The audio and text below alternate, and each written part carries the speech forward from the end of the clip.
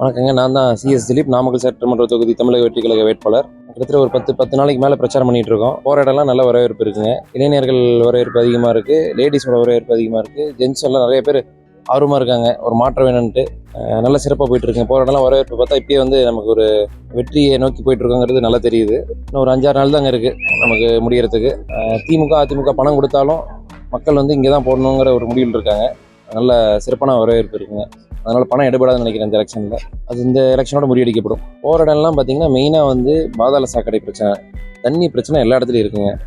தரமான ரோடுங்கிறது கிடையவே கிடையாது, குண்டு குழியுமாக இருக்குது. அதுக்கப்புறம் லைட்டு பிரச்சனை ஃபுல்லாகவே இருக்குங்க. மின்னலுக்கு பார்த்தீங்கன்னா நிறைய இடத்துல இருட்டாக தான் இருக்குது. அதனால் பூச்சிப்புழுலாம் வந்தால் கூட அவங்களுக்கு ரொம்ப சிரமமாக இருக்குது. மெயின் இதுதாங்க, மெயின் பிரச்சனை இது. அப்புறம் பஸ் வசதி, பஸ் நிறைய ஊருக்கு வரதே இல்லைங்க கிராமத்துக்கெலாம். அதனால் பஸ் பிரச்சனை அதிகமாக இருக்குது. இதெல்லாம் நான் சரி பண்ணி கொடுக்குறேன்னு சொல்லியிருக்காங்க.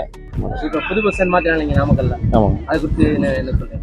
நாமக்கல் புது பஸ் ஸ்டாண்ட் மாற்றினால டவுன் பஸ் ஸ்டாண்ட்லேருந்து எல்லாம் ஒரு 8 கிலோமீட்டர் தள்ளி தான் போகிற மாதிரி இருக்குங்க. அதனால் இங்கே டவுன் பஸ் ஸ்டாண்டாக இருந்தால் கூட பரவாயில்ல, டவுன் பஸ் ஸ்டாண்டும் கிடையாது. அதனால் நம்ம டவுன் பஸ் ஸ்டாண்ட் கொண்டு வந்தோம்னா இங்கேருந்து அங்கேருந்து அக்சஸ் பண்ணுறதுக்கு கொஞ்சம் ஈஸியாக இருக்கும். நாமக்கல் டவுனில் ஜெயிச்சது இல்லை. இப்போ அதனால் நாமக்கல் மக்கள் பெரிதும் அவதிப்படுறாங்க. இதுவுமே அவங்களுக்கு முதல்வர் சிகிச்சை கிடைக்கிறதில்ல. இதனால என்ன பண்ணலான்னு ஃபர்ஸ்ட் எய்ட் பண்ணுற மாதிரிங்க. ஃபர்ஸ்ட் எய்டு பாம்பு கடிக்கு இதுக்கெல்லாம் ஃபர்ஸ்ட் எய்ட் பண்ணி அதுக்கப்புறம் அங்கேருந்து, ஏன்னா ஜிஹெச் இப்போ இருக்க ஜிஹெச் பார்த்தீங்கன்னா 8 கிலோமீட்டர் இருக்குது. பழைய ஜிஹெச்சில் கொண்டாந்துட்டோம்னா அங்கேருந்து ஃபர்ஸ்ட் எய்ட் பண்ணி அனுப்பிச்சிட்டாங்கன்னா உயிரை காப்பாற்றலாம். ஏன்னா அங்கே தூரமாக இருக்கனாலே ஒரு 2-3 டெத்து கூட ஆயிருக்குங்க. பழையப்பட்டி, புதுப்பட்டி, அரூர் பேர் அதிகமாக சிப்காட்டுக்கு வருஷம் நிலம் எடுத்துருக்காங்க. ஆமாம், திமுக அரசு. அதனால என்னென்ன பாதிப்பு வருதுங்க? அதனால அது நீ எதுக்கு எப்படி சரி பண்ணி? நாங்கள் விவசாய நிலத்தை விட்டுட்டு வேற எங்கே இடம் இருக்கோ அங்கே சரி பண்ணி இடம் எடுத்துக்கலாங்க. ஏன்னா இவங்க கிட்டத்தட்ட ஒரு 803 ஏக்கருங்க. பல பேர் இதனால் அவதிப்படுறாங்க. பல ஆர்ப்பாட்டங்கள் எது நடந்துமே வேலையாகலை, எதுவுமே எடுபடலை. நம்ம அந்த இடத்த விட்டுட்டு வேறு எங்கே விவசாய நிலம் இல்லாத இடத்துல இருக்கோ அங்கே நம்ம சிப்காட்டுக்கு கொடுக்கலாம்.